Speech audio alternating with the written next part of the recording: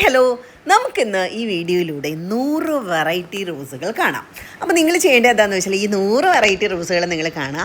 ഇതിൽ ഏതൊക്കെ റോസുകളെ നിങ്ങൾക്ക് തിരിച്ചറിയാൻ പറ്റുന്നുണ്ട്, ഏതിൻ്റെയൊക്കെ പേര് നിങ്ങൾക്ക് മനസ്സിലായിട്ടുണ്ട്, ആ പേരുകളൊക്കെ നിങ്ങൾക്ക് മനസ്സിലായതിൻ്റെയൊക്കെ പേരുകളൊന്ന് കമൻറ്റ് ചെയ്തോളൂ. അപ്പോൾ ശരിക്കും പറഞ്ഞാൽ റോസിൻ്റെ കഥ നമുക്കിന്ന് കേൾക്കാം കേട്ടോ.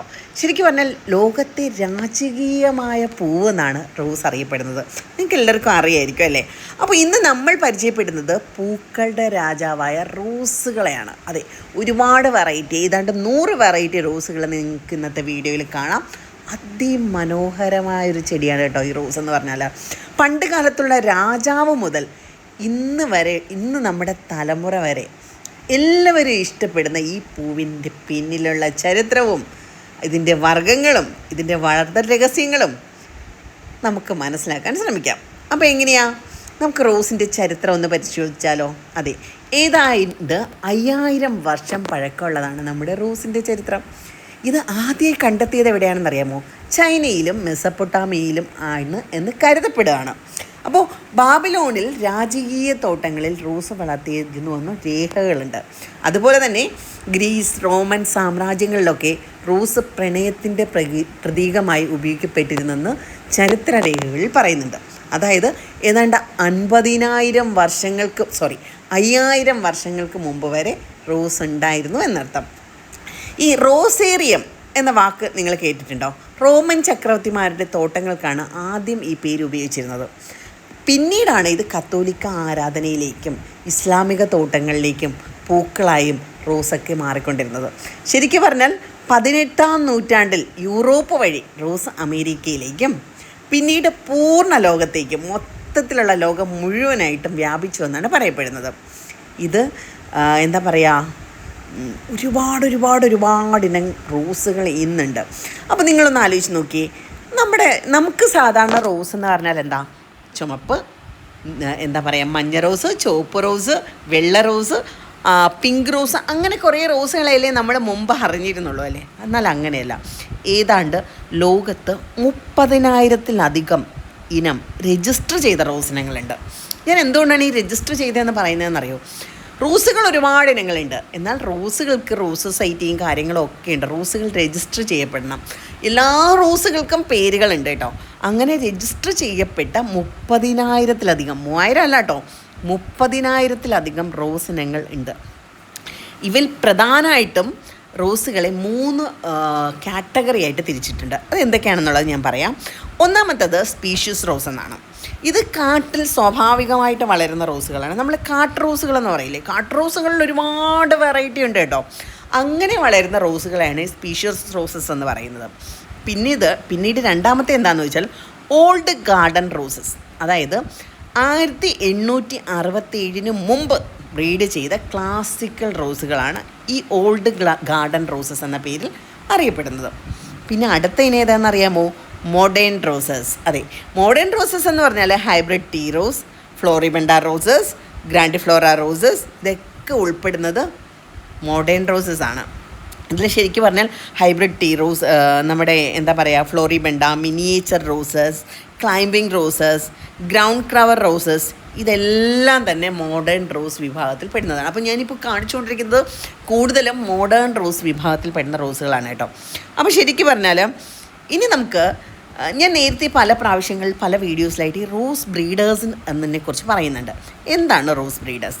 ഇത് ശരിക്കും പറഞ്ഞാൽ റോസ് ബ്രീഡിംഗ് എന്ന് വെച്ചാൽ പരസ്പരം ക്രോസ് പോളിനേറ്റ് ചെയ്ത് പുതിയ പൂക്കൾ ഉണ്ടാക്കുന്നതിനെയാണ് ഈ റോസ് ബ്രീഡിംഗ് എന്ന് പറയുന്നത്. അത് ഉണ്ടാക്കുന്നവരെയാണ് റോസ് ബ്രീഡേഴ്സ് എന്ന് പറയുന്നത്. അപ്പോൾ ശരിക്കും പറഞ്ഞാൽ ഓരോ റോസുകളും പുതിയ റോസുകൾ, ഈ 30,000-ത്തിലധികം പുതിയ റോസുകൾ വന്നത് എങ്ങനെയാണെന്നറിയാമോ? ഓരോ ബ്രീഡേഴ്സും പലതരം റോസുകൾ കൂട്ടി യോജിപ്പിച്ച് പുതിയ റോസുകൾ ഉണ്ടാക്കിയെടുത്താണ്. അങ്ങനെയാണ് 30,000-ത്തിലധികം റോസുകൾ നമ്മുടെ നാട്ടിലേക്ക് എത്തിപ്പെട്ടത്. അതെ, അപ്പോൾ ശരിക്കും ഈ ബ്രീഡേഴ്സിൻ്റെ ജോലി എന്താണെന്ന് വെച്ചാൽ പുതിയ പൂക്കൾ സൃഷ്ടിക്കുകയാണ്. ഈ വളരെ ശാസ്ത്രീയവും കഠിനവുമാണ് കേട്ടോ ഈ പണി എന്ന് പറഞ്ഞാൽ. നിസ്സാരമല്ല.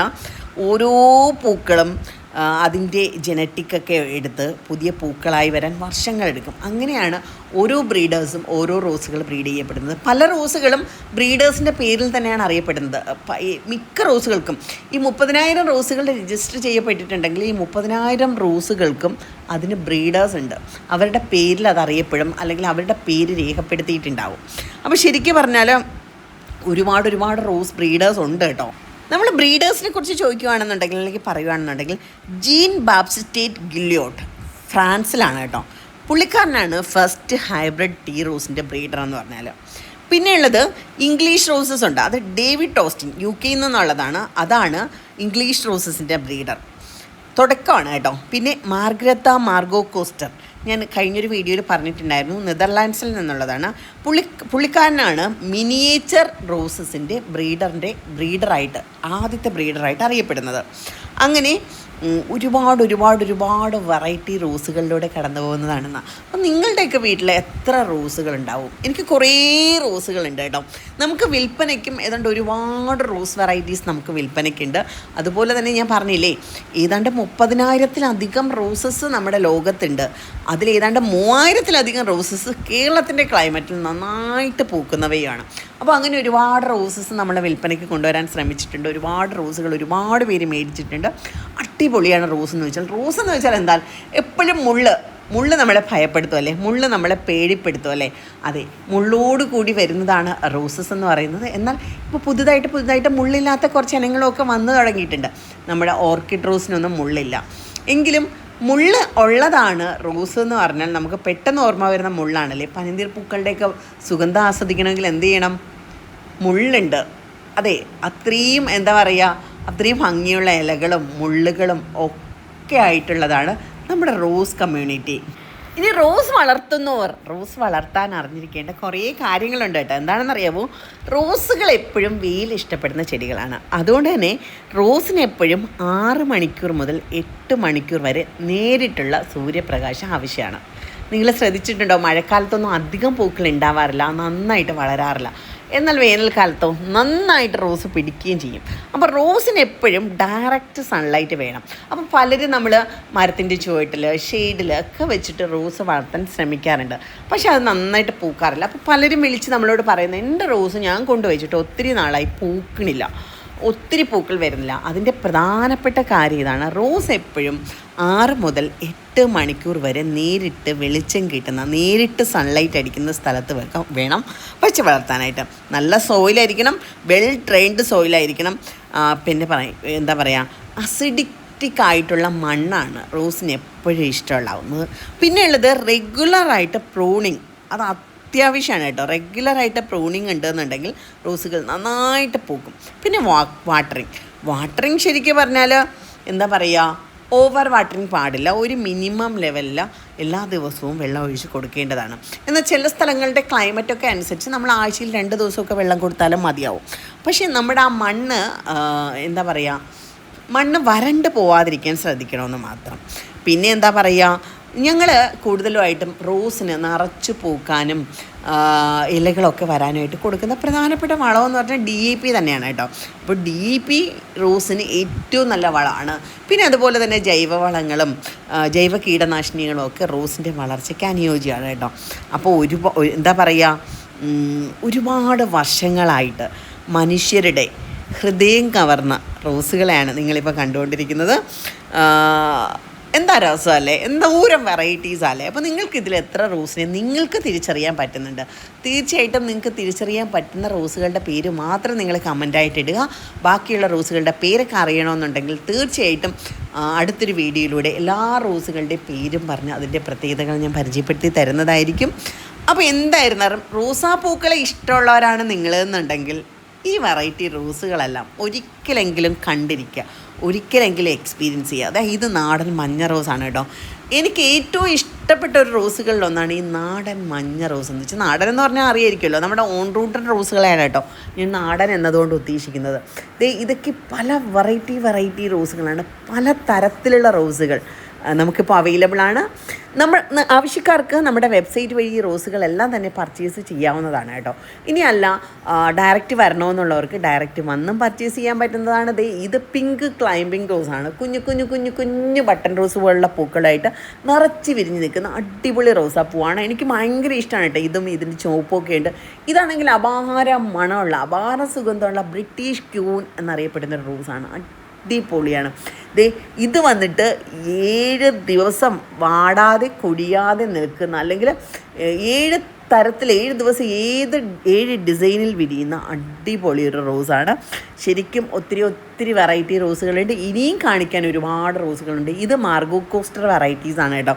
ഇത് പാതി വിരിയുന്ന റോസാപ്പൂക്കളാണ്. വിരിയയില്ല, ഫുള്ളായിട്ട് വിരിയയില്ല. അതെ, അങ്ങനെ ഒരുപാട് റോസാപ്പൂക്കൾ നിങ്ങളെ കാണിക്കാനായിട്ടുണ്ട്. അപ്പോൾ ഇന്ന് കാണുന്ന റോസാപ്പൂക്കളെ നിങ്ങൾക്ക് ഇഷ്ടമായിട്ടുണ്ടെങ്കിൽ, ഇതിൻ്റെയൊക്കെ പേര് നിങ്ങൾക്ക് അറിയാമെന്നുണ്ടെങ്കിൽ തീർച്ചയായിട്ടും അറിയുന്ന പേരുകളൊന്ന് കമൻറ്റ് ചെയ്തേക്കാം. പിന്നെ റോസുകൾ ആവശ്യമാണെന്നുണ്ടെങ്കിൽ നമ്മുടെ വെബ്സൈറ്റ് വഴി പർച്ചേസ് ചെയ്യാം. അല്ലാന്നുണ്ടെങ്കിൽ ഡയറക്റ്റ് നമ്മുടെ ഔട്ട്ലെറ്റിലേക്ക് വന്നാലും നിങ്ങൾക്കിത് കളക്ട് ചെയ്യാൻ പറ്റുന്നതാണ്. അതുപോലെ എനിക്കറിയാവുന്നതുപോലെ റോസിൻ്റെ ഒരു ചരിത്രം ഞാൻ നിങ്ങളെ പറഞ്ഞു തരാൻ ശ്രമിച്ചിട്ടുണ്ട്. നിങ്ങൾക്ക് പലർക്കും ചിലപ്പോൾ ഇതിലും കൂടുതൽ റോസിനെക്കുറിച്ച് അറിവുണ്ടാവാം. അപ്പോൾ ഉറപ്പായിട്ടും നിങ്ങൾക്കറിയുന്ന അറിവുകൾ കൂടി ഇവിടെ പങ്കുവെക്കാം. റോസ് എന്ന് വെച്ചാൽ അതൊരു റോസ് തന്നെയാണല്ലേ. അത് നമ്മുടെ ഹൃദയം കവരുന്ന ഒരു പൂവാണല്ലേ. ശരിക്കും മണമുള്ള റോസുകളുണ്ട്, മണമില്ലാത്ത റോസുകളുണ്ട്, കാണാൻ ഭംഗിയുള്ള റോസുകളുണ്ട്. പല തരത്തിലുള്ള റോസുകൾ നമ്മുടെ നാട്ടിൽ നിന്ന് സുലഭമാണ്. അപ്പോൾ അങ്ങനെയുള്ള റോസുകൾ കളക്ട് ചെയ്യുക, അത് നിങ്ങളിലേക്ക് എത്തിക്കുക, അതിനെക്കുറിച്ച് കൂടുതൽ പഠിക്കുക. ഇതൊക്കെയാണ് കേട്ടോ നമ്മുടെ ലക്ഷ്യം. എന്തായാലും ഞാൻ ഇന്ന് കാണിച്ച വീഡിയോയിലെ റോസുകളെല്ലാം തന്നെ നിങ്ങൾക്ക് ഇഷ്ടമായിട്ടുണ്ടെന്ന് കരുതുന്നു. ഇഷ്ടമായിട്ടുണ്ടെങ്കിൽ ലൈക്ക് ചെയ്യുക, ഷെയർ ചെയ്യുക, കമൻറ്റ് ചെയ്യുക. അതുപോലെ തന്നെ നമ്മുടെ ചാനൽ ഇതുവരെ സബ്സ്ക്രൈബ് ചെയ്യാത്ത ആരെങ്കിലും ഈ ചാനൽ കാണുന്നുണ്ടെന്നുണ്ടെങ്കിൽ നമ്മുടെ ചാനൽ ഒന്ന് സബ്സ്ക്രൈബ് ചെയ്തേക്കുക. അടുത്തൊരു ബെൽ ബട്ടൺ ഉണ്ടാവും. ആ ബെൽ ബട്ടൺ കൂടെ ഞെക്കിക്കഴിഞ്ഞാൽ നമ്മുടെ അപ്പോൾ ഉള്ള വീഡിയോസ് അപ്പോൾ തന്നെ നിങ്ങൾക്ക് കാണാൻ പറ്റുന്നതായിരിക്കും. എന്തായാലും ഇന്നത്തെ റോസുകൾ അല്ലെങ്കിൽ ഈ റോസാപ്പൂക്കൾ നിങ്ങൾക്ക് ഒരുപാട് ഇഷ്ടമായി എന്ന് തന്നെ ഞാൻ വിചാരിക്കുന്നുണ്ട് കേട്ടോ. അത് ഈ കാണുന്നത് എന്താണെന്ന് അറിയാമോ? ഇത് എന്താ പറയുക, ഒരുപാട് പ്രാവശ്യം ഞാൻ പരിചയപ്പെടുത്തിയിട്ടുള്ള റോസുകളാണ്. അപ്പോൾ എനിക്ക് തോന്നുന്നു നിങ്ങൾക്കിതിനെ പലർക്കും ഇതിനെ തിരിച്ചറിയാൻ പറ്റുന്നുണ്ടാവും, ഈ റോസ് വെറൈറ്റീസൊക്കെ. അപ്പോൾ തിരിച്ചറിയാൻ പറ്റുന്നവരുണ്ടെന്നുണ്ടെങ്കിൽ തീർച്ചയായിട്ടും നിങ്ങൾ കമൻറ്റ് ചെയ്യുക കേട്ടോ. കാര്യം നിങ്ങൾ കമൻറ്റ് ചെയ്താൽ മാത്രമേ നമുക്കും നിങ്ങൾക്ക് എത്രത്തോളം റോസിൽ അറിവുണ്ടെന്ന് അറിയാൻ പറ്റുള്ളൂ. എനിക്കറിയാം ഒരുപാട് റോസ് ലവേഴ്സ് ഉണ്ട്, റോസിനെ പ്രണയിക്കുന്ന, റോസിനെ കുറിച്ച് പഠിക്കാൻ ആഗ്രഹിക്കുന്ന ഒരുപാട് പേരുണ്ട്. അപ്പോൾ നിങ്ങളുടെ എല്ലാ അഭിപ്രായങ്ങളും അറിയണമെന്ന് എനിക്കും ആഗ്രഹമുണ്ട്. അപ്പോൾ എന്താ പറയുക, നിങ്ങളുടെ അഭിപ്രായങ്ങൾ തീർച്ചയായിട്ടും പങ്കുവെക്കുക. അപ്പോൾ എന്താ പറയുക, അടുത്ത ദിവസം അടുത്തൊരു വീഡിയോ ആയിട്ട് വീണ്ടും നമുക്ക് കാണാം. അതുവരെയും ഞാൻ പുതിയ കുറേ റോസുകളുണ്ട് കേട്ടോ. അത് അടുത്തടുത്ത ദിവസങ്ങളിൽ ഞാൻ നിങ്ങൾക്ക് കാണിച്ചു തരാനായിട്ട് ശ്രമിക്കാം. അപ്പോൾ നിങ്ങളുടെ കയ്യിലും പുതിയ വെറൈറ്റി റോസുകൾ ഉണ്ടെന്നുണ്ടെങ്കിൽ തീർച്ചയായിട്ടും കമൻറ്റ് ചെയ്യുക. ഞാൻ ഈ കാണിക്കാത്ത ഏതെങ്കിലും റോസുകളൊക്കെ നിങ്ങളുടെ കയ്യിലുണ്ടെന്നുണ്ടെങ്കിൽ തീർച്ചയായിട്ടും അതുകൂടെ കമൻറ്റ് ചെയ്യുക. അങ്ങനെയുള്ള റോസുകളൂടെ നമ്മുടെ കളക്ഷനിൽ ഉൾപ്പെടുത്താൻ നമ്മൾ ശ്രമിക്കാം. വീണ്ടും പറയുന്നു, ഈ റോസുകളെല്ലാം തന്നെ നമുക്ക് വിൽപ്പനയ്ക്കായിട്ട് അവൈലബിൾ ആണ്. ആവശ്യക്കാർക്ക് വെബ്സൈറ്റ് വഴിയോ അതോ ഡയറക്റ്റോ പർച്ചേസ് ചെയ്യാൻ പറ്റുന്നതാണ്. അപ്പോൾ ഡയറക്റ്റ് വരുവാണെന്നുണ്ടെങ്കിൽ നമ്മുടെ ഔട്ട്ലെറ്റ് ഇവിടെ ട്രിവാൻഡ്രത്ത് കഴക്കൂട്ടത്തിനും കണിയാപുരത്തിനും ഇടയ്ക്ക് പുത്തൻതോപ്പ് ഗവൺമെൻറ് ഹോസ്പിറ്റൽ എന്നൊരു ഹോസ്പിറ്റലുണ്ട്. ആ ഹോസ്പിറ്റലിന് ഓപ്പോസിറ്റായിട്ടാണ് നമ്മുടെ ഔട്ട്ലെറ്റ് വരുന്നത്. അപ്പോൾ ഡയറക്റ്റ് വരുവാണെന്നുണ്ടെങ്കിൽ ഡയറക്റ്റ് നമ്മുടെ ഔട്ട്ലെറ്റിൽ നിന്നും റോസ് വെറൈറ്റീസ് കളക്ട് ചെയ്യാൻ പറ്റുന്നതാണ്. അല്ല എന്നുണ്ടെങ്കിൽ നമ്മുടെ വെബ്സൈറ്റിൽ ഏതാണ്ട് എല്ലാ വെറൈറ്റി റോസ് ഐറ്റംസും ലിസ്റ്റ് ചെയ്തിട്ടുണ്ട്. നമ്മുടെ വെബ്സൈറ്റ് ത്രൂ നിങ്ങൾക്ക് ഇതൊക്കെ തന്നെയും പർച്ചേസ് ചെയ്യാൻ പറ്റുന്നതാണ്. അപ്പോൾ വീണ്ടും പറയുന്നു, ഈ ചാനൽ ഇഷ്ടപ്പെട്ടിട്ടുണ്ടെന്നുണ്ടെങ്കിൽ ലൈക്ക് ചെയ്യുക, ഷെയർ ചെയ്യുക, കമൻറ്റ് ചെയ്യുക. ആരെങ്കിലും ഈ ചാനൽ സബ്സ്ക്രൈബ് ചെയ്യാതെ വീഡിയോ കാണുന്നുണ്ടെന്നുണ്ടെങ്കിൽ ചാനലൊന്ന് സബ്സ്ക്രൈബ് ചെയ്തേക്കാം. അടുത്തൊരു ബെൽ ബട്ടൺ ഉണ്ടാവും. ആ ബെൽ ബട്ടൺ കൂടെ ഞെക്കിക്കഴിഞ്ഞാൽ നമ്മുടെ അപ്പോൾ ഉള്ള വീഡിയോസ് അപ്പോൾ തന്നെ നിങ്ങൾക്ക് കിട്ടുന്നുണ്ടാവും. അപ്പോൾ അടുത്ത ദിവസം അടുത്ത വീഡിയോ ആയിട്ട് വരുന്നവരേക്കും ടാറ്റാ.